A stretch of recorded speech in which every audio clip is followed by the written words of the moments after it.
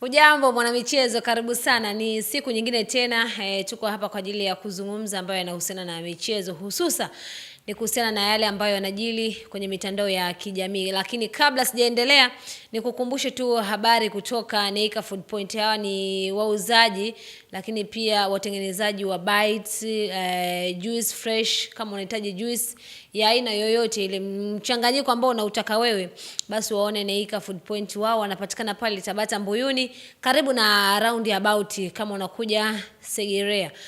Fika pale kwa ajili ya huduma nzuri kabisa. Na kama unahitaji chochote, basi wewe nenda pale, watakusikiliza.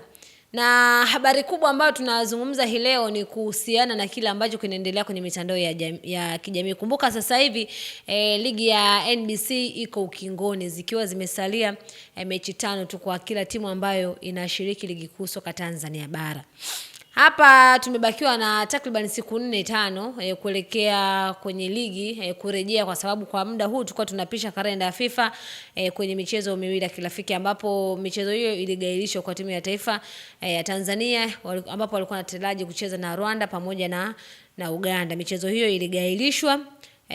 Na sasa kikosi cha timu ya taifa Taifa Stars kiko njiani kurejea Dar es Salaam, na wachezaji ambao walikuwa wameitwa kwenye timu hizo za taifa basi watarejea kwenye timu zao tayari kabisa kwa ajili ya kwenda kuhakikisha kwamba tunaimaliza ratiba ya ligi kuu ya NBC. Lakini ukiachana na hayo, mchambuzi wa soka Hans Raphael alikuwa akizungumza kuhusiana na baadhi ya nyota kutoka klabu ya Yanga, ikiwemo Israel Patrick Mwenda pamoja na Shadrack Isaka Boka. Huyu ni beki, lakini pia Israel Patrick Mwenda naye pia ni beki kutoka klabu ya Yanga. Amewazungumza kwa namna ambavyo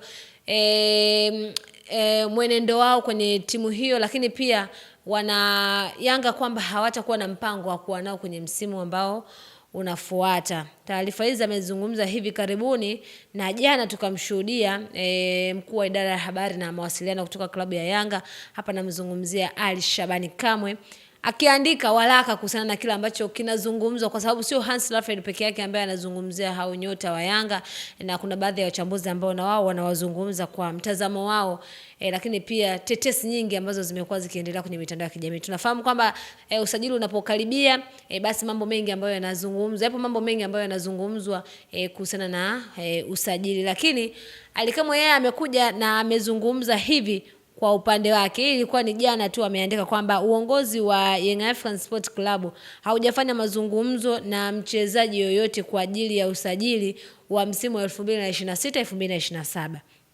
Naendelea, mazungumzo yaliyoanza kwa sasa ni kwa ajili ya kuongeza mikataba baadhi ya wachezaji ambao mikataba yao inamalizika mwishoni mwa msimu huu. Vile vile uongozi wa klabu ya Yanga haujafanya mazungumzo na kocha yoyote kwa ajili ya kujiunga na klabu yetu. Uongozi una imani kubwa na kocha Mwalin, lakini na msaidizi wake kwa project iliyoko mbele. Fursa ya uongozi wa Yanga sasa ni kuiandaa timu kuelekea mechi 5 za ligi kuu zilizobakia, pamoja na mchezo wa nusu finali ya kombe la shirikisho la CRDB. Tunaomba wanachama ama mashabiki kuweka nguvu kubwa kwenye mechi hizo kwa kuja kwa wingi viwanjani na kuwaombea dua wachezaji wetu ili waweze kuipambania kwa jasho lao lote heshima ya Yanga na kuweza kutoa makombe mawili yaliyobaki. Daima mbele, nyuma mwiko, tukutane Kigoma wananchi. Huo ni ujumbe wa Ali Kamwe kutokana na kile ambacho kilikuwa kinazungumzwa kwenye mitandao ya kijamii kuhusu wachezaji wao. Lakini pia Hans huyo alimtaja Fadru Davis ambaye aliyekuwa kocha wa kikosi cha Simba Sport Club kwamba Yanga wanao mpango wapo kwenye mazungumzo naye kwa ajili ya kuja kukinoa kikosi cha Yanga msimu unaofuata. Lakini amelizungumza pia hilo Alikamwe kuhusiana na kocha kwamba hamna kocha ambao amefanya mazungumzo naye, licha ya kwamba makocha ambao walionao kwa sasa ndio wanawaamini hao ambao wana project nao ya muda mrefu. Bila shaka alikuwa anamaanisha kwamba hao makocha ndio wataendelea kuwa nao kwenye msimu ambao unafuata. Sifahamu kiundani zaidi la yeye kwa sababu ni yupo ndani ya uongozi wa klabu ya Yanga, anajua nini ambacho anakimaanisha kwenye hiki. Amezungumzia pia kuhusiana na mchezo ambao unafuata kwenye ligi. Kumbuka kama nilivyosema, zimebakia siku chache tu, takriban siku 4-5 kuelekea kurejea kwa ligi, lakini pia wanakwenda kwenda kucheza mchezo wao ambao watacheza mkoani Kigoma dhidi ya Mashujaa tarehe 13 tu hapo. Kwa hivyo ukipiga hesabu hapa unaona ni namna gani ambavyo wanataka kufocus na kile ambacho kiko mbele yao, kuhakikisha kwamba michezo ambayo imesalia hiyo 5 waweze kushinda kama inawezekana, ili waweze kutetea tena ubingwa wao. Kumbuka wamekwenda mapumziko wakiwa bado wako wanaongoza ligi kuu, lakini pia wamemwacha mpinzani wao ambaye ni Simba Sport Club kwa gap la alama 2.